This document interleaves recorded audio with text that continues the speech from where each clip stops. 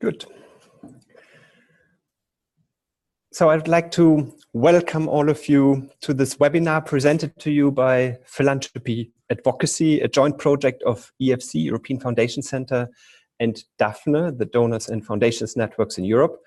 Today's topic of the webinar is EU elections 2019. Is a Eurosceptic sentiment a threat to philanthropy?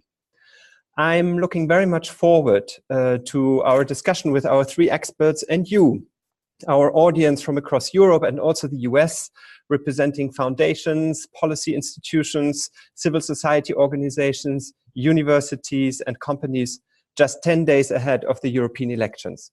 My name is Max von Abendroth. I am the Executive Director of Dafne, the Donors and Foundations Networks in Europe, and with Dafne, a co-founder of the Philanthropy Advocacy project. Dafne is Europe's largest network of donors and foundations associations with 27 member associations with a collective membership of more than 10,000 foundations and grant makers. Dafne is a leading voice of European foundations. The European Foundation Center is a leading platform for philanthropy in Europe. With over 200 foundation members, the EFC works to strengthen the sector and make the case for institutional philanthropy as a formidable means of effective change.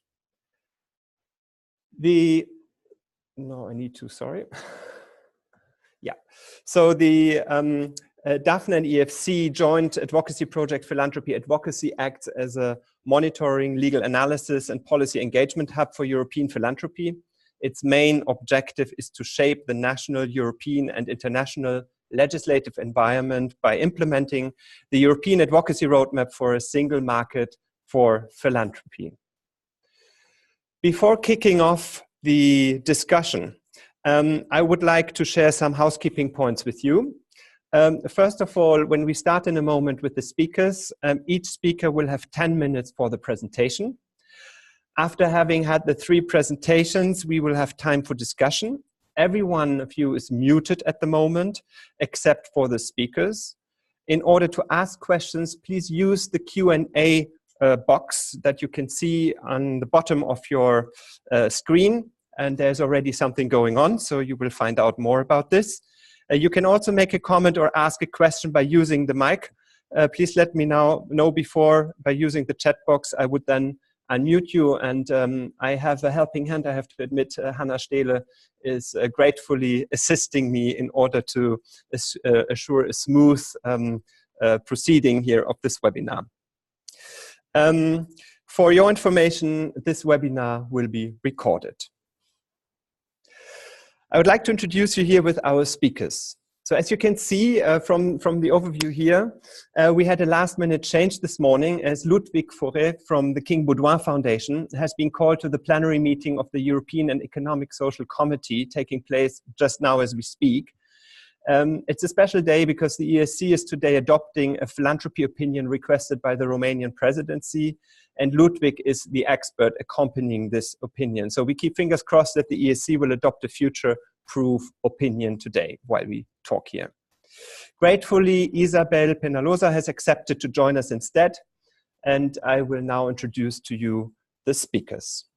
So Susanne Baumann is the director of the Unlock Europe's Majority project at the European Council on Foreign Relations. She is in charge of strategic direction and coordination of the ECFR's flagship advocacy project across 6 national offices in 9 EU countries. Susanne holds a degree in law from Universität in Bonn.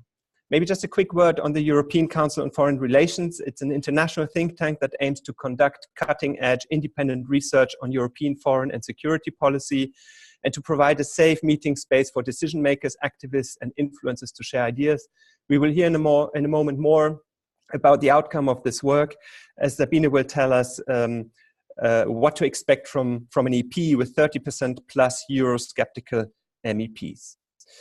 Let me just introduce also Isabel Penalosa. Thank you, Isabel, that you stepped in so short notice. Isabel is responsible for legal affairs and advocacy at the Spanish Association of Foundations, AEF, She's also a member of the board of 2 Spanish foundations. Isabel has been working very closely with the EFC and Dafne over the last decade to shape the enabling environment in philanthropy, and she has outstanding experience at the interface between philanthropy and politics.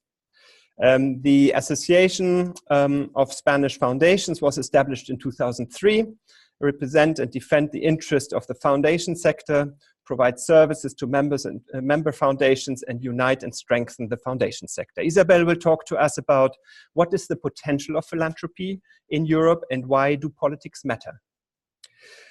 And I would like to introduce to you Hanna Surmatz. Hanna is the Enabling Environment Manager at the European Foundation Center in Brussels. She has been working towards a favorable operating environment for institutional philanthropy since 2004. Her main responsibilities include monitoring and mapping analysis of relevant developments that affect foundations and funders' operating environment in Europe and beyond. She is one of the masterminds behind the European Philanthropy Manifesto that she will refer to in her presentation. Hanna will share with us what are the policy recommendations of Europe's philanthropy sector. Following the 3 presentations, we will have a discussion.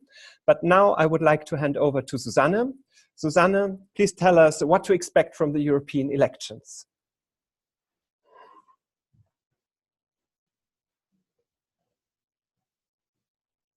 I hope you can see my screen. Yeah, very good. Mm-hmm. Yes? Okay, good. Thank you so much, Max, for the kind introduction and a warm welcome to everyone. Hold on, Susanne, just we can't see your screen. We can only see your we can see your video, your face. Oh, sorry. Mm-hmm.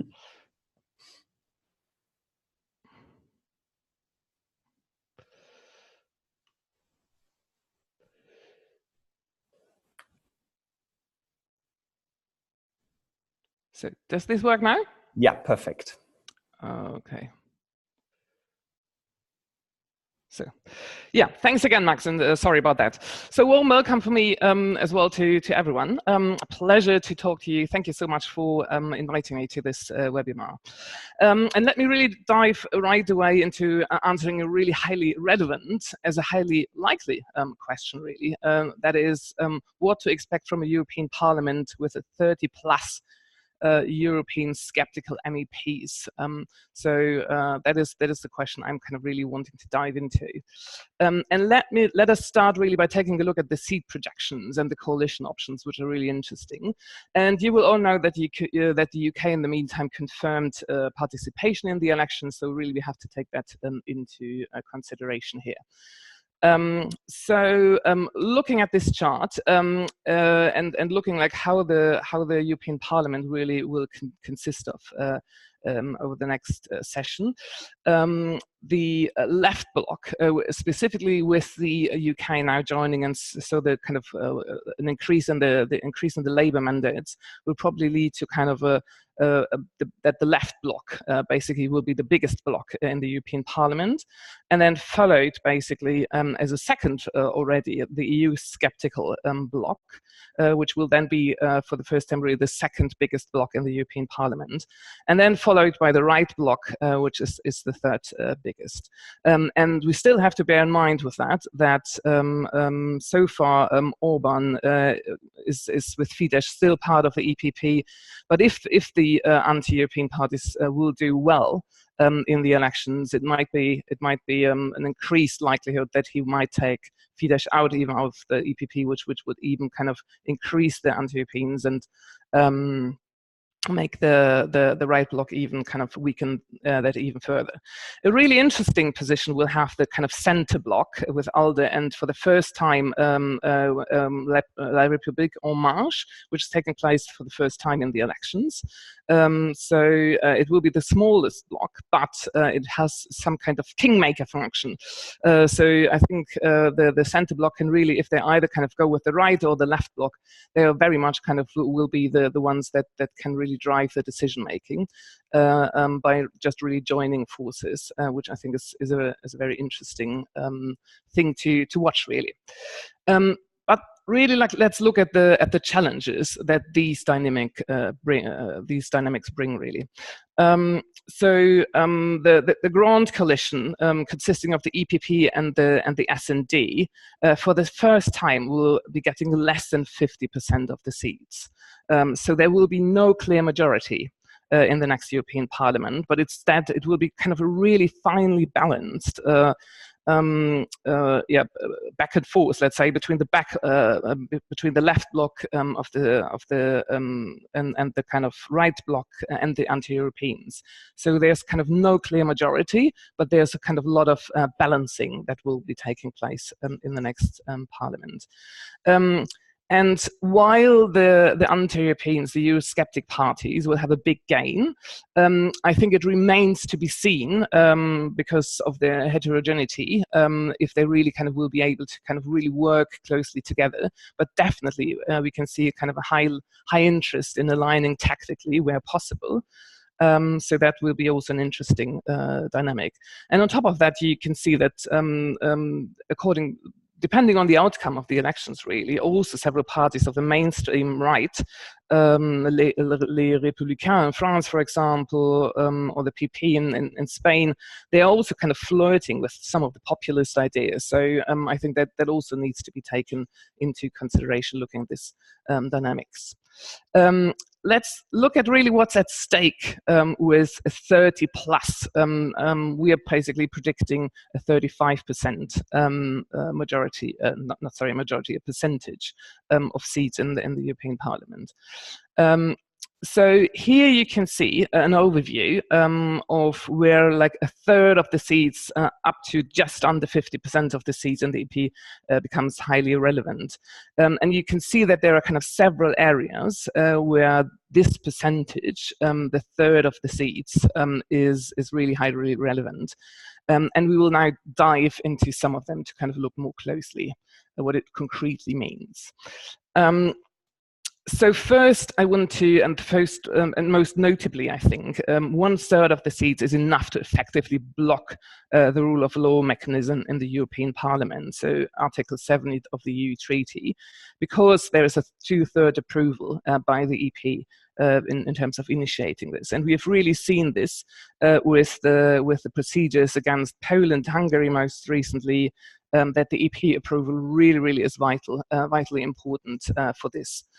So it's a kind of really highly relevant issue that we really kind of need to follow closely, and that from my perspective provides one of the biggest concerns basically. Another area that we really need to watch is the nominating of the EU's leadership, so to say. So the anti-Europeans could really obstruct the process of establishing the new EU leadership. So 1/3 of the seats is sufficient here to kind of hamper the approval of the commissioner, for example, by the company. And hampering really means here, and refers to the fact that the commissioners need to be approved by 2/3 of the EP as well. But even in cases where there is an absolute majority or a simple majority is possible, as for example for the appointment of the president of the European Commission or the appointment of the College of Commissioners, they basically could have real influence, because they could look for other parties who are less reliable members of the other bloc, so to say, to win them over to basically obstruct those nominations.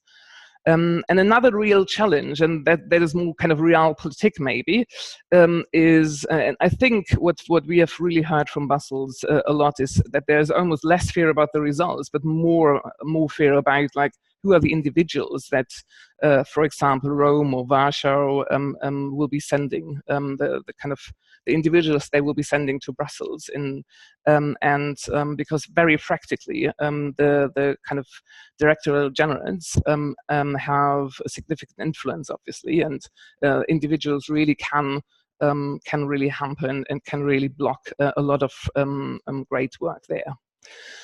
Another area I quickly want to touch base on is foreign trade. So the Lisbon Treaty gives the EP veto power of almost all trade and other international agreements.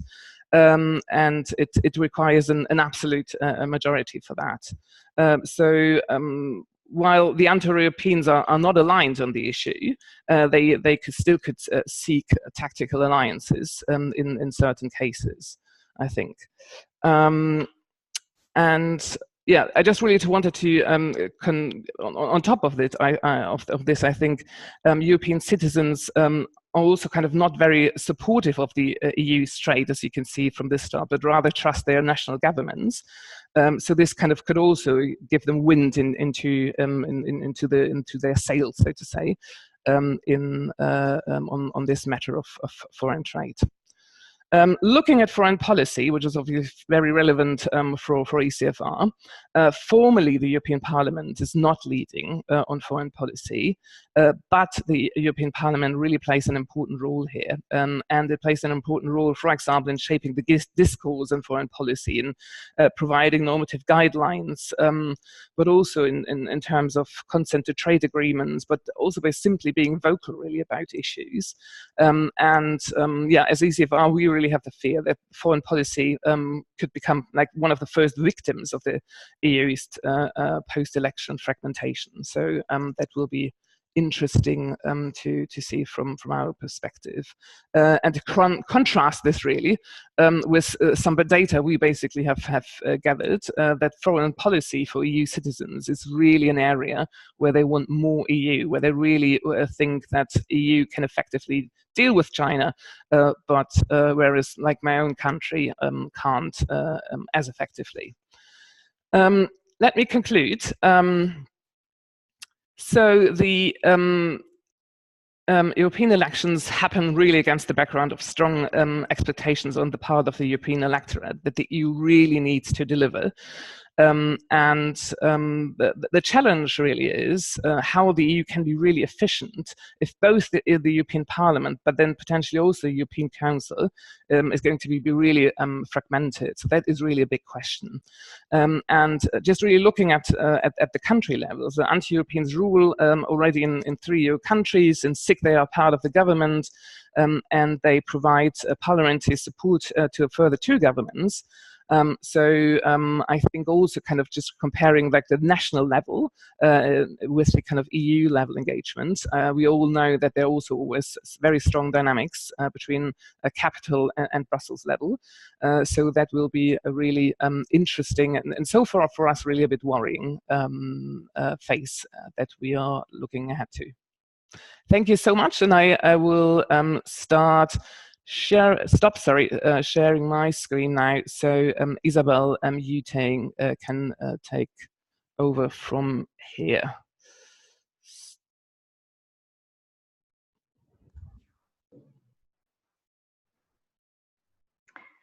Hello, good afternoon from Madrid. Let me see if I can search the presentation. Let me see. Sorry. Just a couple of seconds.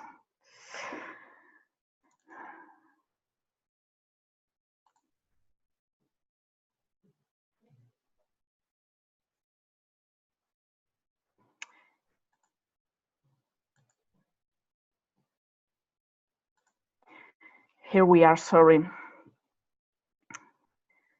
Okay.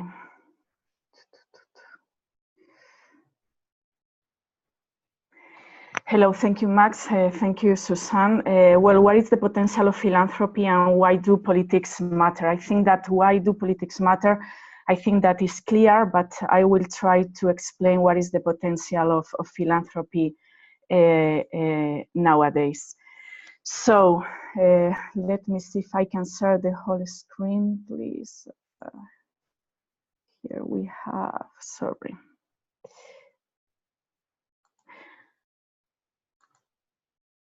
Okay. Well, what is philanthropy? I mean, I think that when we talk about philanthropy, we have to stress that we are talking about a complex, or we are talking about of an ecosystem, and we are referring not only to philanthropic entities, but also to donors, citizens in general, corporations, foundations, public benefit organizations that are doing things for the public good.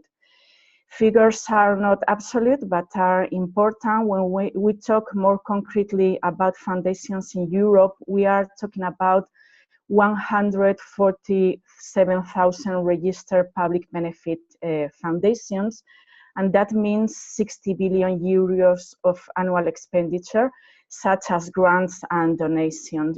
Are not only grants and donations, but part of that data refers to grant of donation of foundations in Europe. In Spain, for example, to have some concrete examples in mind, we can highlight that 70% of public benefit foundations existing in 2014 were founded after 1994. That is important or is an example of why politics and legislative initiative matters, because in 1994 was approved our first law of foundations, and clearly, even when we have some old foundations, the most part of the sector is really young, or is young, as in other countries, I think, and clearly responds to a legislative initiative or has been strengthened by a legislator.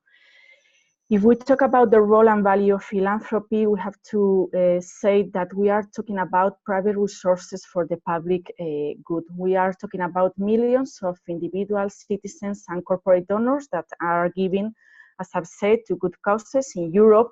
So we can say, without being wrong, I think that philanthropy is clearly a citizen's tool, and philanthropy, has to help or has helped for sure to create citizenships. Apart from providing financial resources, when we talk about philanthropy, we are talking about organizations that are operating their own programs. So they are a mix of expertise, deep knowledge, stakeholders, networks, working in different areas of activities. So they are working in democracy, health, education, environment, research, science, culture, and many, many other files. So philanthropy is a critical part of civil society and a critical part of the third sector organizations. And it is really important in our democratic and pluralistic societies. Philanthropy in Europe, as I said, is all, and we have we can say, and we think that has been proven, that philanthropy can be resilient. So it is a keystone to the communities they serve. So in the current political climate, this is one of their strengths.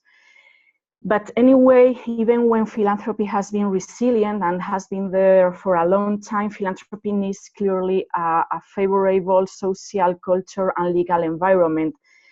As important is the legal environment as the social environment that can make grow the sector and that stimulate the philanthropic engagement, and at the end, the social engagement. Hanna is going to go more in depth in these questions, but what we can say is that while companies within the European Union single market can move freely across borders and from one country to the other, this is not yet the case, or is not clearly the case for philanthropic organizations, and in general for philanthropic flows from donors or corporations when they donate. So the sector is clearly worried. I think that we could elaborate in the debate maybe later, but the sector is clearly worried about the introductions or sub-movements that we are seeing around the introduction, for example, of some restrictions to the foreign funding in some European Union countries.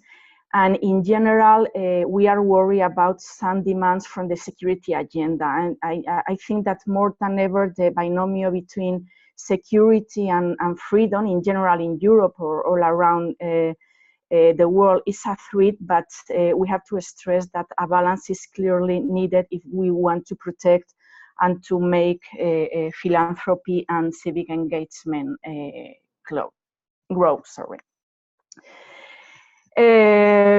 We we are talking about, I mean, Europe in general, and we have seen some figures and some movements with the data and information that Susanne has shared.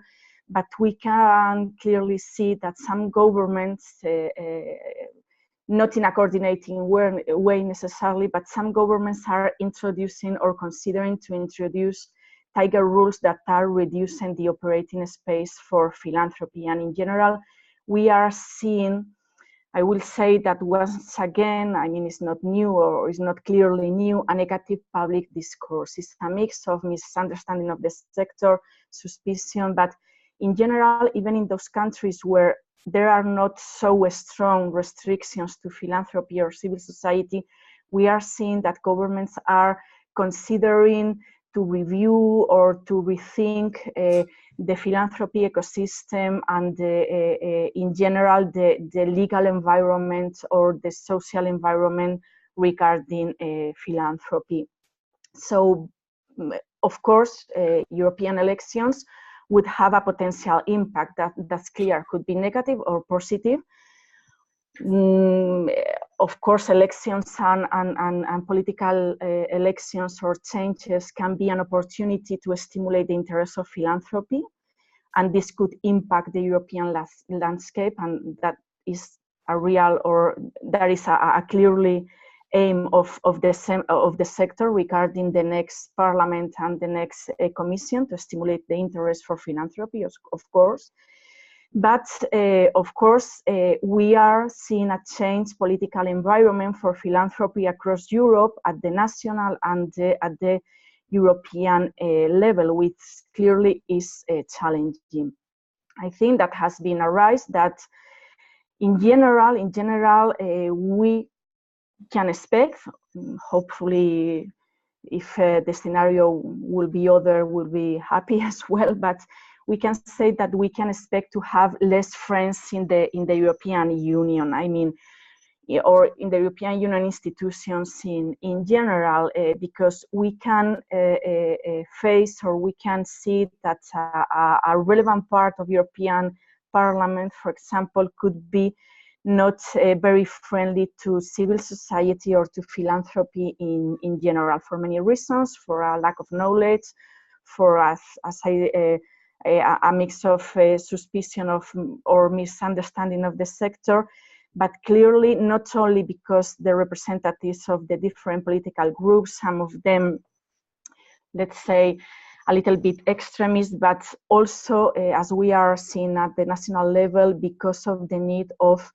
different agreements or different coalitions that could make some groups that are friendly or are not so unfriendly to the sector, could make them move to other agreements. So, well, I end here and I hand over to Hanna. Thank you.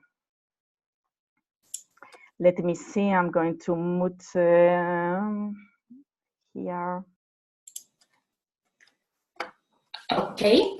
Yes, thank you very much, Isabel and Susanne, already for your very good remarks. Well, it's a real pleasure to be here with you on this webinar on this very important topic. So, while we are all concerned about the European elections, I think we have to be, optimists and positive and hope that we can still stimulate people to vote and to also vote in a European spirit. So, today, we'll talk about the single market for philanthropy. This is already something that Isabel has announced, that companies at the moment are able to move freely, but the barriers for philanthropy remains. So indeed, we do not yet have a single market for philanthropy. So companies, they can move easily across border, they can merge across border, and philanthropic organizations cannot. And there are also barriers to giving to philanthropic actions. We heard about foreign funding restrictions, which has been really the first time that this has been introduced a couple of years ago in Hungary.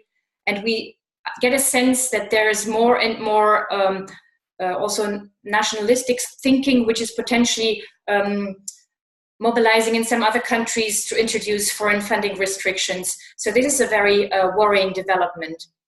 Then we also sense that there are still barriers around tax-effective philanthropy. The non-discrimination principle, which has been clearly established by the European Court of Justice, does not yet work in practice. It's very complex and time-consuming to give across border, and also for larger philanthropic endowments to invest across border. So basically, the EU, the single market does not yet work for philanthropy.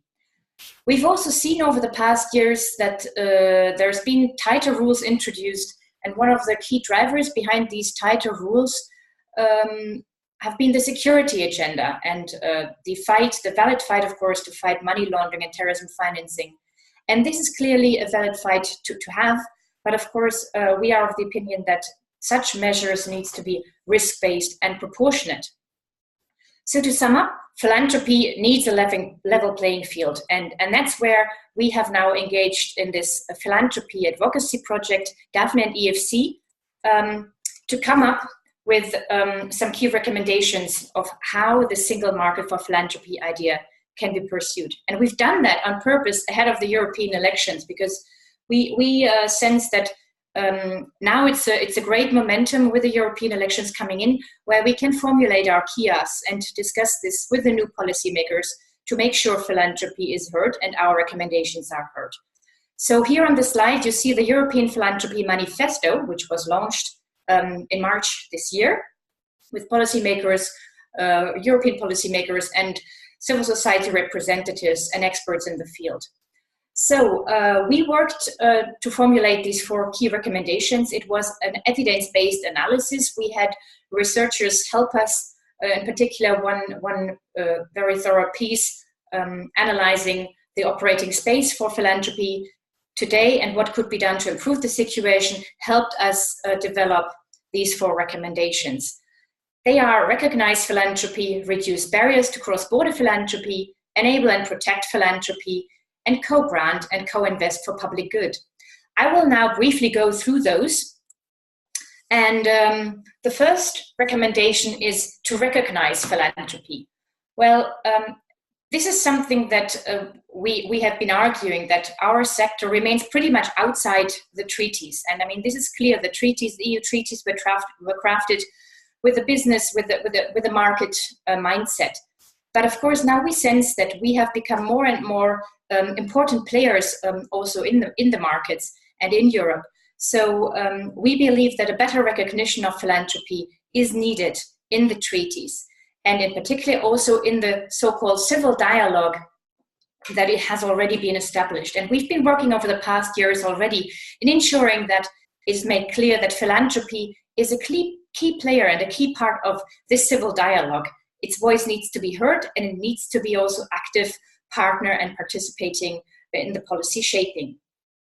The other point about recognition of philanthropy is that we have to ensure that the fundamental freedoms are applicable to our sector, and also the freedom of association, the fundamental freedoms are applicable to our sector. And that's something that we may need to use more in the future to also defend and protect our sector.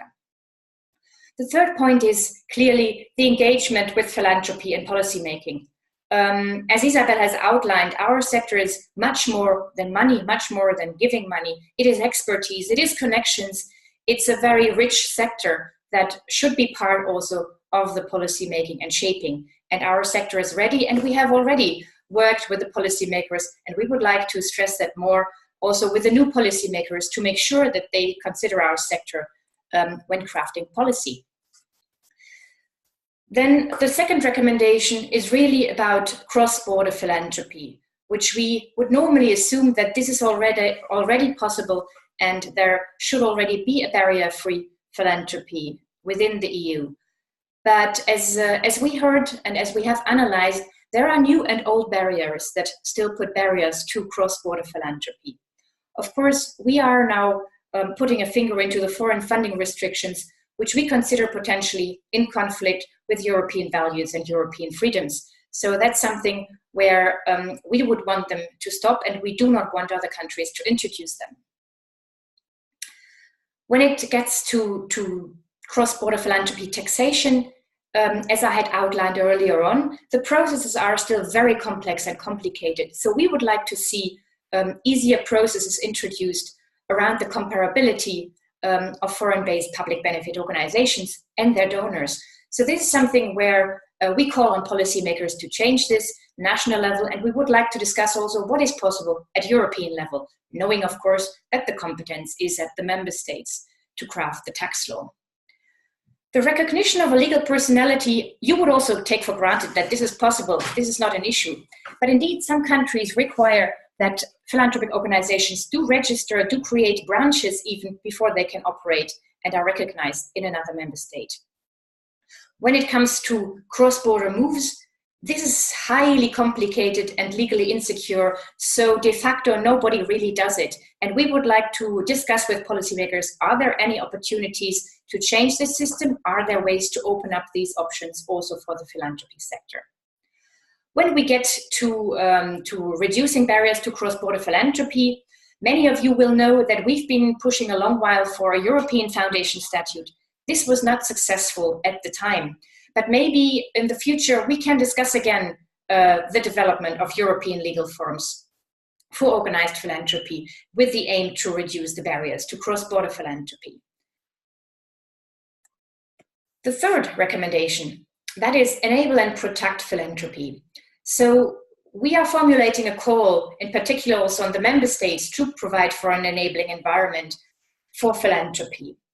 It is the member states who are the key crafters of the laws that are governing us. So there is a call to produce a favorable environment. There is also some concern that some governments have introduced tight rules when it gets to the attempts to fight terrorism and money laundering and tax evasion. Again, we are of course of the opinion that policies and laws have to be there to protect our sector from abuse, but the rules and the measures that are introduced, they have to be risk-based, proportionate, and evidence-based. And here we are collaborating also within others, with an NPO coalition, with a wider coalition, to make sure that this is taken into account. Also, our sector faces quite some burden with regard to the value-added tax, the VAT. And here we are working also with a wider coalition, with the European charities on VAT to develop proposals to ensure that a fairer VAT regime is potentially reached. Overall, we consider that philanthropic and citizen action is something worthwhile supporting and encouraging by the governments. And they could do this also potentially by introducing a European year for philanthropy or similar policy measures which are potentially outside the hard law ideas. Now, the fourth recommendation is about co-granting and co-investing for the public good.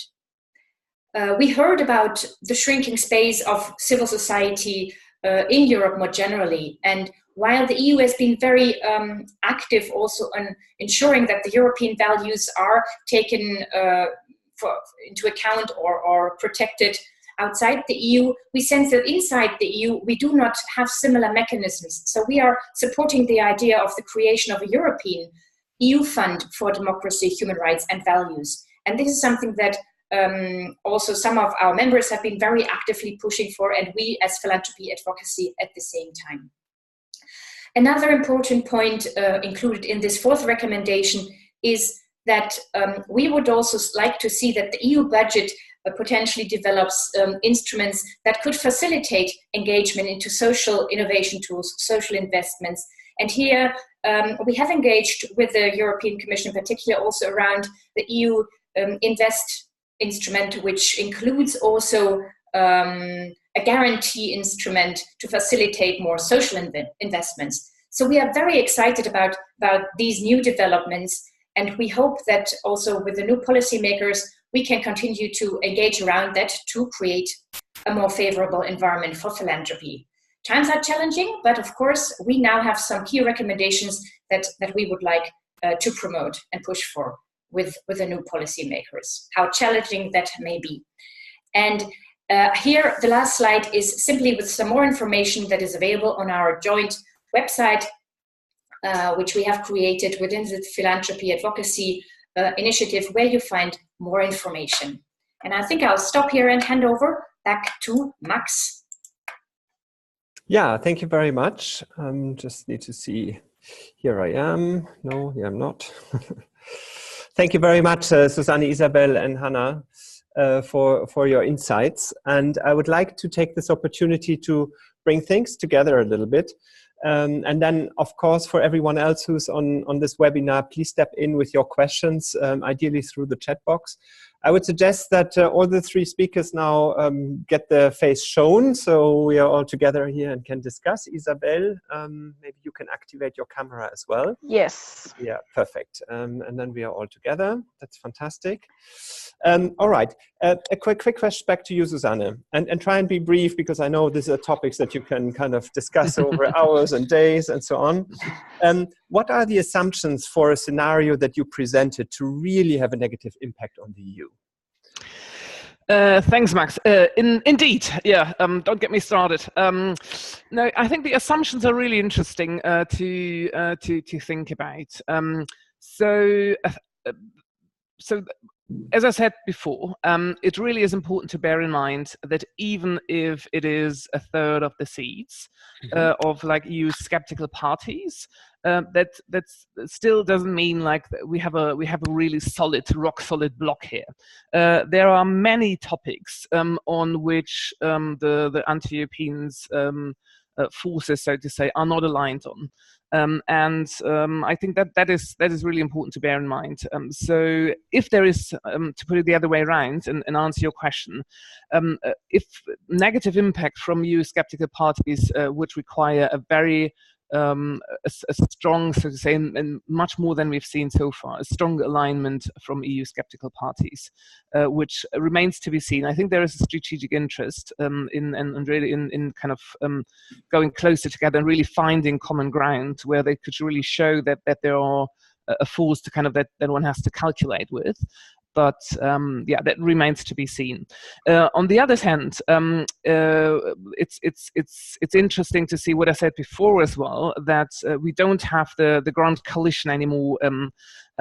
We have this, what I said, like a very quite this balance of power, so to say, with the left bloc, the center bloc, and the right bloc, and all of those, obviously there's kind of a lot of, there will be a lot of kind of shifting around, so if it should have an impact, a negative impact really, those parties obviously are less aligned, but if those parties, if those blocs really manage to kind of really work strategically together, they still will have a big majority. So, and this is what they really have to concentrate on, right? It really, and what we are currently really also talking to them is to kind of really work, start really looking at what are the issues, how could we find common ground, and so on and so forth.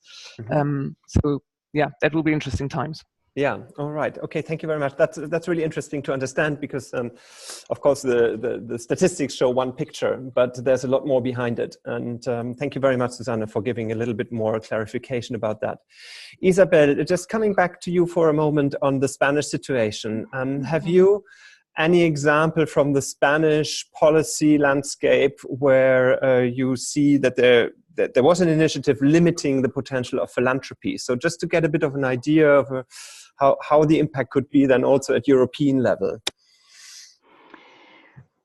Well, thank you. Well, of course, I think that a more friendly environment will make that many initiatives that are potentially there, that could raise, I mean, that there is people, individuals and corporations maybe waiting for a better time or the best moment to build around a philanthropic organization. So that is clear that in this current environment, I mean, I think at the European level, but also at the national level, many of the initiatives that could appear are staying in the drawer. I mean, so we are seeing, I mean, I cannot say in the case of Spain that we are seeing clearly restrictions. I mean that there are some things in the agenda. We have talked before about the security agenda that are potentially restricting, and I think that making individuals and other organizations feel that this is not the moment for philanthropy. I see. So I think that they are there, I mean, but they could grow, they could appear clearly, and for the moment maybe they are considering, when I say they, I mean potentially individuals or groups are there, and they are like I mean, quiet or not growing. Anyway, I think that in all the countries, the economic situation, even in different countries, is making that many of the governments, as I've said before, want to review many of the, not exactly the incentives, because I don't want to talk exactly about incentives and neither fiscal incentives, but for example, the supervising authorities or the supervising ecosystem. And we have to stress in many cases that we are not only talking about public benefit initiatives, but we are talking about private initiatives. In many cases, the sector still regards for different authorities like a mix of private and public, I mean, and private resources for the public benefit can be there or cannot. Yeah, it depends on the environment and the political, economic, and social situation, of course. Yeah. Okay, thank you, Isabel. It's good to understand that there is a bit of a chilling effect which leads to self-constrainment of philanthropic activities at the moment, which of course is very worrying. The question here then to Hanna is, are you worried about the scenario that Susanne is sketching, in particular for the very concrete advocacy agenda of philanthropy advocacy? Yes, of course, that is a worrying expectation there. And with the policy, as you know, policy is put in place by the policymakers. So if we have less friends in the policy shaping arena, then we can be worried, and it's challenging also for our asks and recommendations. So we need to, of course, mobilize how much we can ahead of the European elections, and several philanthropic actors are engaging around that. It's a matter of building trust. It's a matter of building trust into the institutions, into the European values, and so we all have to do our bit still ahead of the European elections, and then continue to regain the trust also of the citizens into the institutions and into our sector. Yeah. When it comes to our concrete recommendations, of course, when we are talking about crafting European company law, European legal forms, already in the past that was very challenging to find the required majority, and this remains a challenge. So, of course, we will focus on areas where also potentially we can be real and realistic in reaching some of our recommendations. So, as Isabel described, I mean, we've seen developments at the national level which went too far. And that's also where we as a sector can engage, and where we can, at the moment, use some of the protection mechanisms that are there also at European level to ensure that the member states are indeed respecting the European values, fundamental rights. And this is something where, of course, what Susanne mentioned, if then the rule of law mechanism becomes at risk or is challenged, that then could lead to a real crisis, because that is one of the strong forces, even though not applied very often, but that is a mechanism that is still there in terms of protecting our space as well.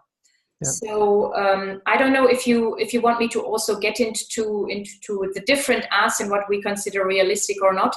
Maybe we can do this in a moment, Hanna. Just to, because I like your trust point, and that's a very nice bridge actually to one of the latest studies that the European Council on Foreign Relations published. Susanne, do you want to say something about that? What is the issue here, and how can this be overcome? You're on mute. Susanne, you on? Sorry.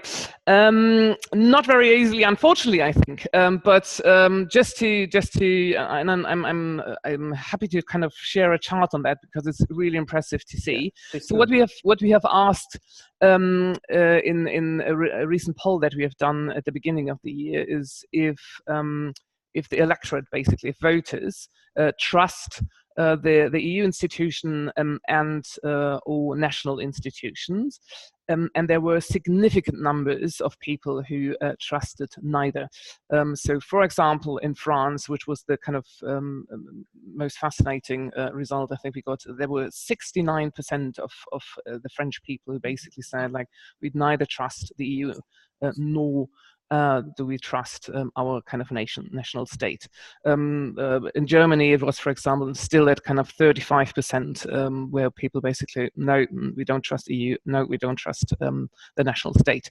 And there was throughout the 14 countries we looked at, quite high numbers, really. I think Denmark was a bit of an outlier with 55% really trusting both, but otherwise it was quite a daunting picture. What we took from that is that it can't be about just really about like promoting the status quo, but that policymakers have to kind of really acknowledge that the kind of EU as it currently is, that it's not just kind of let's continue this way, but that they really have to present themselves as agents of change.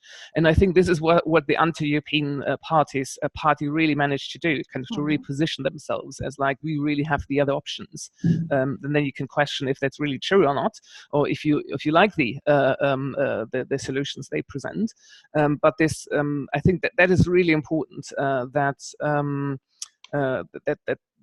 pro-European parties and stakeholders really embrace this and really kind of offer different solutions. I mean, Macron really tried, but then he's getting kind of really tough answers from Germany. I think there are a lot of kind of dynamics coming into this mix.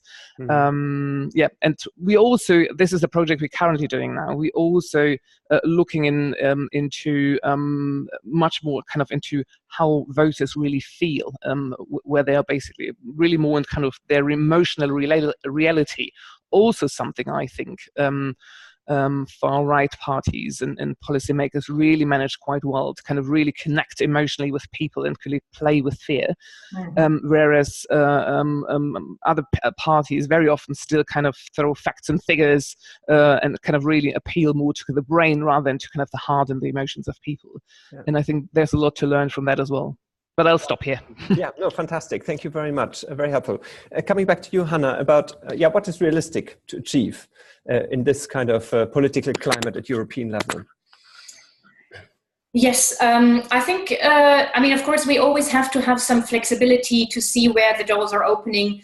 We have started already engaging with the current policymakers, so we sense there is potentially some appetite to discuss a little bit the remaining barriers on the cross-border philanthropy taxation side, the comparability test.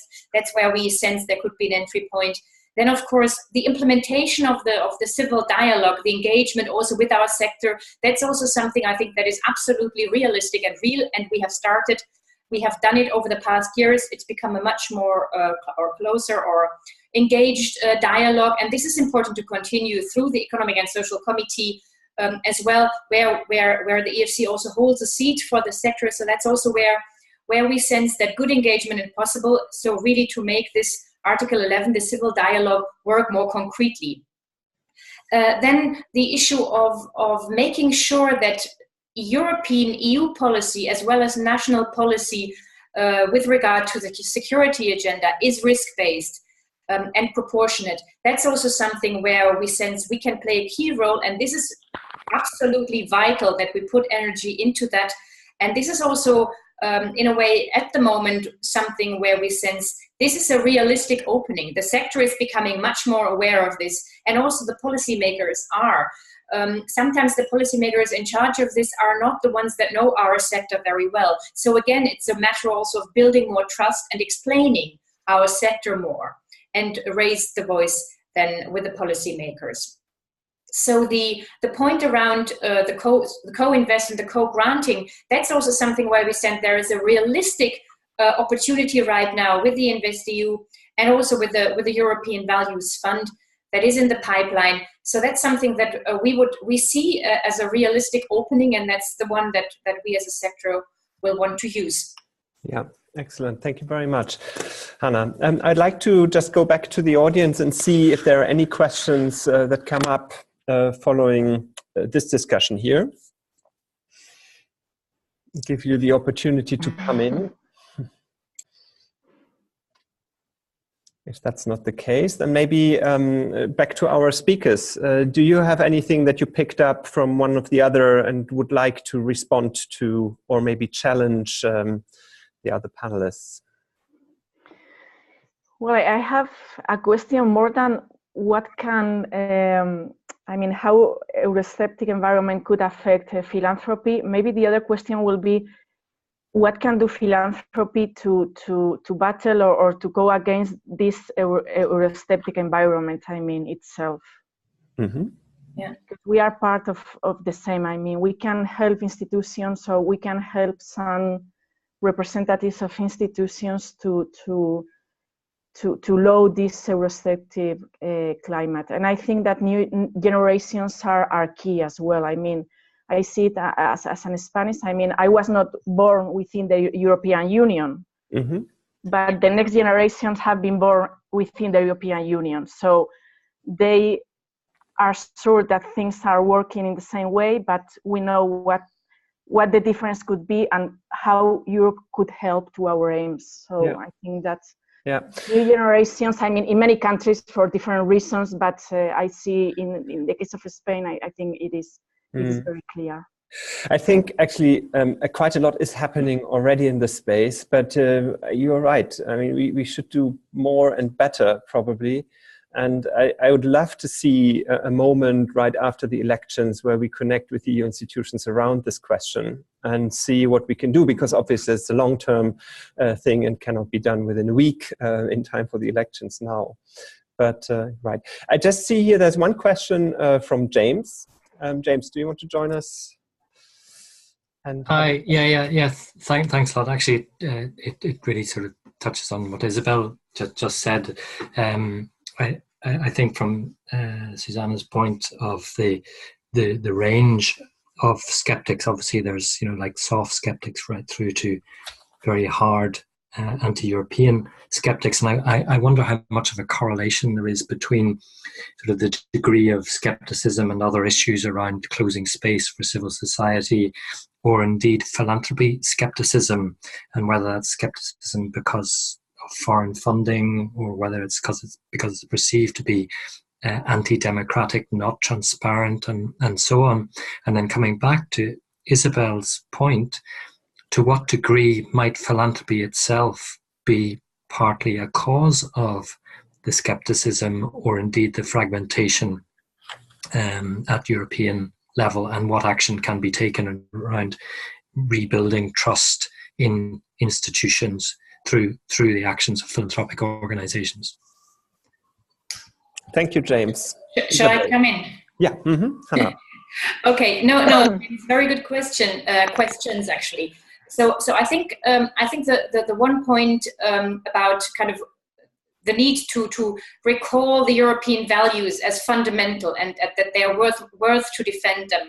And I think that's where some of the Euroscepticisms and some of the nationalist movements, they seem to have very simple language and very simple answers and very simplistic ways to deal with it. And sometimes we as a sectors or civil society, we are in a way a bit dispatched, and we do send sometimes not the simple languages. Sometimes it requires a bit more explanation, but I think there is some effort required to build again the trust, both into the European ideas, into the institutions, as well as into our own sector. And that's something where we potentially need to put some effort into explaining better what we do, how important it is, how important the European values are. And that's where we've seen also a series of initiatives introduced also by the philanthropic actors themselves over the past years that have really taken this at their core and have engaged in crafting answers and explaining better the European values. So this is very important. That's exactly what you point the finger to, that this is a key role also for the sector to play, to engage more around this. Right. Thank you very much. Isabel, Susanne, you want to say something on this? No? Susanne, I think, yeah. Yeah. Okay, good, perfect. Well, then I would like, oh, Susanne, yeah, Susanne, just. No, it's fine, it's fine. Yeah, okay, good. We are coming to an end, so the 1 hour is already passed very quickly. So I'd like to thank you all for joining us for this webinar from all over Europe and even beyond. I would like to thank our 3 experts for taking their time and also sharing your insights that you have on these different issues. I'm actually going out of this webinar with quite an optimistic feeling because I can see that despite the chilling effect that some of the policy situations have across Europe, there is still a lot of potential to leverage on the philanthropy field. I think the key is the collaboration, get to know each other better, to build the trust and to support not only our direct counterparts in the EU when it goes around our projects, but more in a bigger picture also to work together and promote the idea of the values that that we all share within the European Union. I would like to invite everyone to motivate all your colleagues and friends to go to vote at the European elections, because I think that really makes a difference. I'm personally not very convinced by the electoral campaigns that I have seen in different countries across Europe, bringing the right message, but there is a lot to lose, and therefore going to the vote, there's a lot to win. So please don't hold back. Thank you very much. All the best for you. We will be in touch after the elections again. Thank you. Bye-bye. Thank you. Thank you. Bye. Thank you. Bye.